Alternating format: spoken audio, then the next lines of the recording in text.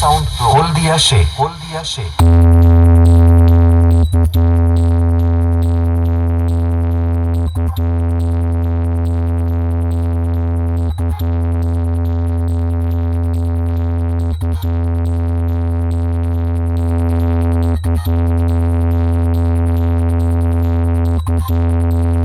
বন্ধুরা, তোমাদের সকলকে বাংলা নতুন সাউন্ড চেকে স্বাগতম। চলে এসেছি আবার এক ভাইরাল গানে নতুন ধরনের বেশ নিয়ে।